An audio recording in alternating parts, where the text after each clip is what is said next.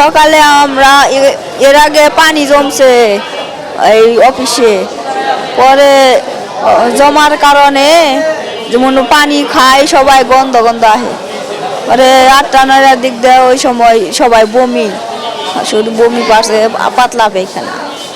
আইসা আমরা ডাক্তার দেখাইতে আইসি, আইডি অনেক দুনিয়া রুগী 9টা থেকে। জিজ্ঞেস করলাম কিসের জন্য, পানি খায় সমস্যা হয়েছে। হ্যাঁ, কাজ করতে আইছি, কাজ করতে করতে হঠাৎ করে শুনছি আমাদের এখানে তো 2টা বিল্ডিং, একটা 3তলা বিল্ডিং আর আমাদের 8তলা বিল্ডিং।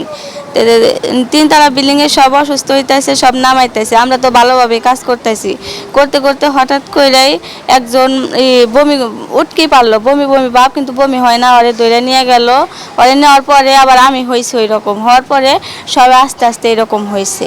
আমি পানি খাইছি, অনেকে পানি খায় নাই, কে যারা পানি খাইছে তাদেরও হয়েছে, যারা পানি খায় না তাদেরও হয়েছে এরকম।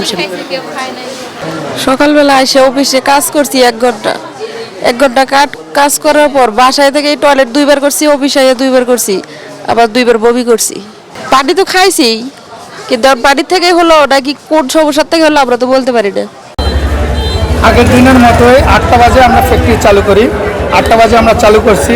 8:30টার দিকে নতুন বিল্ডিংয়ের 3তলায় একটা ওয়ার্কার আপনার বমি করে দিয়েছে মেশিনের উপরে। হঠাৎ বমি করার পরে তাকে তো ধরে আমাদের যে সিস্টেম ফার্স্ট এডার আছে, তারা আমাদের যে ফ্যাক্টরির ভিতরে যে প্রাথমিক চিকিৎসা আছে মেডিকেল টিম, ওইখানে পাঠানো হয়েছে। ওইখান থেকে ওরা প্রাথমিক চিকিৎসা দিয়ে ওরা এই হাসপাতালে ট্রান্সফার করছে। 9:30টার দিকে আবার 7-8 জন লোক এরকম একই অবস্থা, যে বমি করতেছে, মাথা ঘুরাইতেছে, এরকম। পরে আমরা সাথে সাথে কী করলাম যে এই সমস্যার জন্য যে একটা প্যানিক সৃষ্টি হতে পারে, যার কারণে ফ্যাক্টরি আমরা ছুটি দিয়ে দিচ্ছি। ছুটি দেওয়ার পরে এখানে যত রোগী ছিল সবগুলো এখানে পাঠানো হয়েছে। আনুমানিক হয়তো বা 35-40 জন আমরা গেস করছি, হয়তো বা এখানে খাতা থাকলে হয়তো বা 50-60 জন হইতে পারে টোটাল। দেখা যায় ম্যাক্সিমাম প্যানিক। আপনারা হয়তো কথা বলে ডাক্তারের সাথে কথা বলে দেখতে পারেন যে কী অবস্থা আছে। না, তারা বললেই তো হবে না, এটা আমি টেস্ট করেন পানি, আমার তো সব কিছুই আছে। এটা হয়তো বা এই যে বললাম কিছুদিন আগে এলাকায় জলাবদ্ধতা ছিল, কারো বাসার পানি উঠে গেছিলো, হয়তো অসুস্থকর পরিবেশে থাকার কারণে হয়েছে। সকালবেলা যখন আসছে কাজ শুরু করছে, হয়তো বা গরম লাগছে বা এই লাগছে, এই কারণে হইতে পারে বমি। এটা জাস্ট বমি, সে তো মানে পানির কারণ হয় না। আপনার পানি দেখতে পারেন আমার থেকে। না, এটা আশেপাশে হয়তো সুয়ারেজ লাইনের অবস্থা খারাপ, বাট ড্রিঙ্কিং ওয়াটার যাই আছে সবই পিউরিফাইড। এটা আপনার যে সরজমিনে দেখেন। আমার নাম কাজী শফিক, GMDS। আমরা আমি নিজে যেই পানি সংগ্রহ করে আনি, আনসার সদস্যরা ছিল সাথে, এবং পানি সংগ্রহ করার পর আমরা আমাদের যে জনস্বাস্থ্য প্রকৌশলী আছে তার মাধ্যমে এটা ঢাকায় পানি প্রেরণ করি। তো আমরা যতটুকু খবর পেয়েছি তা পানি খেয়ে অসুস্থ হয়েছে।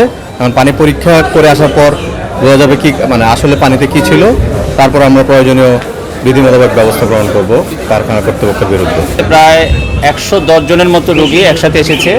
তাদের কাছে যে শুনেছি, এটা খাবার পানি খাওয়ার পর থেকে তারা পেটে ব্যথা এবং শ্বাসকষ্ট অনুভব করেছে, এবং আসার পরে আমরা আমাদের হাসপাতালে সব রোগীকে প্রাথমিক চিকিৎসা দিয়েছি এবং সমস্ত ওষুধ হাসপাতাল থেকে আমরা সাপ্লাই দিয়েছি। এবং এর মধ্যে 6 জন রোগী একটু অবস্থা একটু অবনতি হওয়ার পরে আমরা উন্নত জায়গায় রেফার করেছি এবং প্রপার অ্যাম্বুলেন্সের মাধ্যমে আমরা রেফার করে দিয়েছি। এখন মোটামুটি রোগী সব সেটেল আছে, এবং 110 জন রোগীর মধ্যে 3 জন গর্ভবতী মহিলাও আছে। আমি ডাক্তার মোহাম্মদ শফিকুল ইসলাম, এখানে সহকারী অধ্যাপক সার্জারি ইনস্টিটিউট হিসেবে কর্মরত আছি। 110 জন রোগী এসেছে, তার মধ্যে 90 জন মহিলা এবং বাকি জন পুরুষ, যতটুকু আমরা এন্ট্রি করতে পেরেছি আর কি।